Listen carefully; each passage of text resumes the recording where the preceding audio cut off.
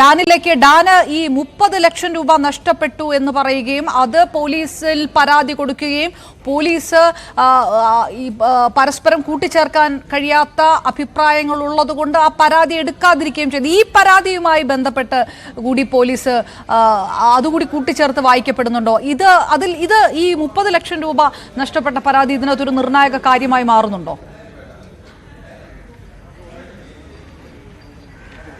അത് പറയാൻ കഴിയില്ല എന്നാണ് ഇപ്പോൾ വ്യക്തമാക്കുന്നത്. അതായത് അത് സംബന്ധിച്ച പരിശോധനകളൊക്കെ പുരോഗമിച്ചുകൊണ്ടിരിക്കുന്നതേ ഉള്ളൂ. സാമ്പത്തികമായ വലിയ ബാധ്യത ഉണ്ടായിരുന്നു എന്ന് അവർ പറയുമ്പോഴും എന്താണ് ആ ബാധ്യതയിലേക്ക് നയിച്ച സാഹചര്യം എന്നതിനെക്കുറിച്ചാണ് അന്വേഷണം പുരോഗമിക്കുന്നത്. ഇത് മുഴുവൻ ഒരു സീക്വൻസ് ആയിട്ടാണ് പോലീസ് കരുതുന്നത്. അതായത് ഈ സംഭവിച്ച സാമ്പത്തികമായ നഷ്ടം, അതോടൊപ്പം തന്നെ ഈ അന്ധവിശ്വാസത്തിന് അടിമകളായിരുന്നു ഈ കുടുംബം എന്ന കാര്യം, അതോടൊപ്പം ഈ ജോത്സ്യന്റെ നിർദ്ദേശത്തെ തുടർന്ന് ഇവർ തലമുണ്ടനം ചെയ്യുന്നു.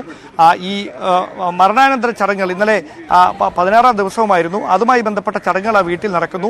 അതേ ദിവസം തന്നെ ഇങ്ങനെയൊരു കൃത്യത്തിന് വേണ്ടി തിരഞ്ഞെടുത്തതിൻ്റെ കാരണം അവിടെയാണ് ഇപ്പോഴും വ്യക്തത വരാനുള്ളത്. അവിടെ ഈ ജീവനോടെ തന്നെ ഈ കുഞ്ഞിനെ കിണറ്റിലേക്കെടുത്ത് എറിഞ്ഞു, അങ്ങനെയാണ് ഈ മരണം ഉറപ്പുവരുത്തിയത് എന്ന് പറയുമ്പോൾ ഇത്രയധികം സംഭവങ്ങളെ പോലീസ് ഒരു സീക്വൻസ് ആയിട്ടാണ് കാണുന്നത്. ആ സീക്വൻസിനെ കോർത്തിണക്കുന്നതിന് വേണ്ടിയിട്ടാണ്, അവിടെ നിലനിൽക്കുന്ന സംശയങ്ങൾ ദൂരീകരിക്കുന്നതിന് വേണ്ടിയിട്ടാണ് ശംഖുമുഖം ദേവിദാസനെ സ്റ്റേഷനിൽ വിളിച്ചു വരുത്തിയിരിക്കുന്നത്. ഇത് സംബന്ധിച്ച സൂചനകൾ ഇന്നലെ വൈകിട്ട് തന്നെ ലഭിച്ചിരുന്നു.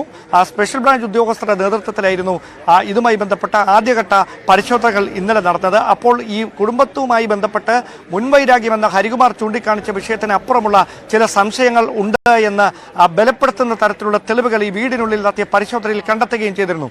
ആ വീടിനുള്ളിൽ നിന്ന് കണ്ടെത്തിയ ചില വസ്തുക്കൾ, പ്രത്യേകിച്ച് ഹരികുമാറിന്റെ മുറിക്കുള്ളിൽ നിന്ന് കണ്ടെത്തിയ ചില വസ്തുക്കളാണ് ഇങ്ങനെയൊരു ജോത്സ്യനുമായി ബന്ധമുണ്ടോ എന്ന് സംശയിപ്പിക്കുന്ന തരത്തിലേക്ക് കാര്യങ്ങൾ എത്തിച്ചത്. ആ സംശയമാണ് ഒടുവിൽ ആ ജോത്സ്യനെ ഇവിടെ വിളിച്ചു വരുത്തി ചോദ്യം ചെയ്യുന്ന തരത്തിലേക്ക് വരെ എത്തിച്ചിരിക്കുന്നത്. ഈ ചോദ്യം ചെയ്യലിന് ഒടുവിലായിരിക്കും അവ്യക്തതകൾ മാറിയാൽ അയാൾക്ക് ഇവിടെ നിന്ന് നേരെ അങ്ങ് മടങ്ങിപ്പോകാം. അതല്ല, സംശയം കൂടുതൽ ജനിപ്പിക്കുന്ന തരത്തിലാണ് നൽകുന്ന മറുപടികളെങ്കിൽ കസ്റ്റഡിയിലെടുത്ത് ചോദ്യം ചെയ്യേണ്ട തരത്തിലേക്ക് വരെ കാര്യങ്ങൾ മാറുകയും ചെയ്യും. ഡാന്, ഇത് ഇങ്ങനെ പ്രതി പറഞ്ഞത് കൊണ്ട് കൂടിയാണ് ജോത്സ്യനെ കസ്റ്റഡിയിൽ. അപ്പോൾ ഈ പ്രതി കസ്റ്റഡിയിൽ തുടരുന്ന നിസ്സഹകരണമുണ്ടല്ലോ, പോലീസിനെ വെല്ലുവിളിച്ചുകൊണ്ട് സംസാരിക്കുന്ന ഒരു കാര്യങ്ങളൊക്കെ, ഇതൊക്കെ ഏത് തരത്തിലാണ് പോലീസിനെ കുഴപ്പിക്കുന്നത്? നേരത്തെ തന്നെ ഈ സംഭവം ഉണ്ടായപ്പോഴും പലതരത്തിൽ പോലീസിനെ ആശയക്കുഴപ്പത്തിലാക്കാൻ ശ്രമിച്ചവരാണ് ഈ പ്രതിയും അതോടൊപ്പം തന്നെ കുട്ടിയുടെ അമ്മയുമെല്ലാം. പോലീസ് ആ ഒരു മുൻവിധിയോട് കൂടിയാണ് ഈ അന്വേഷണം തുടരുന്നത് അല്ലേ? അതായത് പ്രതി പറഞ്ഞതനുസരിച്ചല്ല ജോത്സ്യനെ ഇവിടെ വിളിച്ചു വരുത്തിയിരിക്കുന്നത്. അതാണ് ഇതിൽ ഏറ്റവും പ്രസക്തമായിട്ടുള്ള കാര്യം. പ്രതി അങ്ങനെ ഒരു കാര്യത്തെക്കുറിച്ച് പോലീസിന് ആദ്യഘട്ടത്തിൽ ഒരു സൂചനകൾ നൽകിയിരുന്നില്ല. മുൻവൈരാഗ്യമുണ്ട് എന്ന കാര്യം മാത്രമാണ് പറഞ്ഞിരുന്നത്. അതിനപ്പുറം സഹോദരിയുമായി ചില വഴിവിട്ട ബന്ധത്തിന് ശ്രമിച്ചിരുന്നു. അതിന് വഴങ്ങാതിരുന്നതിലുള്ള വൈരാഗ്യമാണ് ഇങ്ങനെയൊരു ക്രൂരമായ കൊലപാതകത്തിലേക്ക് നയിച്ചത് എന്ന സൂചനകൾ നൽകുന്ന മൊഴിയാണ് ഹരികുമാറും പിന്നീട് വിശദമായ ചോദ്യം ചെയ്യലിൽ ഈ ശ്രീധുവും നൽകിയത്. പക്ഷേ അവരുടെ ഫോണുകൾ പിടിച്ചെടുത്ത് അതിലെ വാട്സാപ്പ് ചാറ്റുകൾ വിശദമായി പരിശോധിച്ചതിൽ നിന്ന് ലഭിച്ച തെളിവുകളാണ് ഒടുവിൽ ഈ ജോത്സ്യനിലേക്ക് വിരൽ ചൂണ്ടിയത്. അവിടെയാണ് തലമുണ്ടലം ചെയ്യാനിടയായ കാരണം ജോത്സ്യനുമായിട്ടുണ്ടായിരുന്ന ബന്ധമാണ്. ജോത്സ്യന്റെ നിർദ്ദേശത്തിന്റെ തുടർന്നാണ് ഇങ്ങനെയൊരു തീരുമാനം അവരുടെ ഭാഗത്തു നിന്നുണ്ടായത് എന്നൊക്കെ പോലീസ് ഇന്നലെ രാത്രി തന്നെ സ്ഥിരീകരിക്കുന്നു. തുടർന്നാണ് ഈ ജോത്സ്യനെ ചുറ്റിപ്പറ്റിയുള്ള പ്രാഥമിക അന്വേഷണം നടന്നത്. അതിൽ കഴമ്പുണ്ട് എന്ന് കണ്ടെത്തിയതോടെയാണ് വിളിച്ചു വരുത്തി വിശദമായി ചോദ്യം ചെയ്യേണ്ടതുണ്ട് എന്നൊരു തീരുമാനത്തിലേക്ക് പോലീസ് എത്തുന്നത്. അങ്ങനെ വീടിനുള്ളിൽ വിശദമായ പരിശോധന റൂറൽ SP സുദർശന്റെ നേതൃത്വത്തിൽ പൂർത്തിയാക്കിയതിന് ശേഷമാണ് ബാലരാമപുരം പോലീസ് സ്റ്റേഷനിലേക്ക് റൂറൽ SP എത്തിയത്. അതിന് തൊട്ടു പിന്നാലെ ഈ ജോത്സ്യൻ ശംഖുമുഖം ദേവദാസനെ കൂടി ചോദ്യം ചെയ്യലിന് വേണ്ടി ഇവിടേക്ക് വിളിച്ചു വരുത്തുകയായിരുന്നു.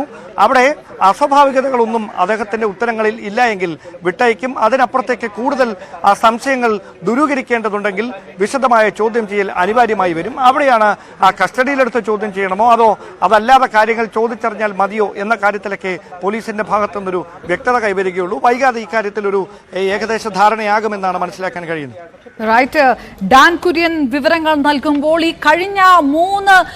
കഴിഞ്ഞ ഒരൊറ്റ ആഴ്ചയിൽ അല്ലെങ്കിൽ 2 ആഴ്ചയ്ക്കുള്ളിൽ വ്യക്തമാകുന്ന അല്ലെങ്കിൽ പുറത്തേക്ക് വരുന്ന റിപ്പോർട്ട് ചെയ്യപ്പെടുന്ന കൊലപാതകങ്ങളിലും അല്ലെങ്കിൽ അത്തരം കുറ്റകൃത്യങ്ങളിലുമെല്ലാം അന്ധവിശ്വാസങ്ങൾ ഏത് തരത്തിലാണ് കണക്ട് ചെയ്ത് കിടക്കുന്നത്? ഗ്രീഷ്മ വിഷയത്തിൽ ആദ്യ ഭർത്താവ് മരിക്കുമെന്നുള്ളൊരു വിശ്വാസത്തിൽ ജ്യൂസിൽ വിഷം കലക്കി കഷായ വിഷം നൽകിയ ഗ്രീഷ്മ. നെന്മാറ ഇരട്ട കൊലപാതകം, ഞെട്ടിപ്പോകുന്ന ഇരട്ട കൊലപാതകത്തിൽ നീളൻ മുടിയുള്ള സ്ത്രീ കാരണം ഭാര്യ പിണങ്ങി പോകുമെന്നുള്ള ജോൾസിന്റെ പ്രവചനം ഒരു വശത്ത്, അതോടൊപ്പം തന്നെ ഇതാ ഇപ്പോൾ വരുന്നു 2.5 വയസ്സു മാത്രമുള്ള ഒരു കുട്ടി ഈ തരത്തിൽ കിണറ്റിലെറിഞ്ഞ് കൊല്ലപ്പെട്ടതിന് പിറകിലും ഈ വലിയ തരത്തിലുള്ള അന്ധവിശ്വാസങ്ങൾ ആണോ ഉള്ളത് എന്നതടക്കമാണ്. ഏതായാലും ശംഖുമുഖം ദേവിദാസൻ, കരിക്കകം ജോൾസിനെയാണ് ഇപ്പോൾ പോലീസ് ചോദ്യം ചെയ്യുന്നത്.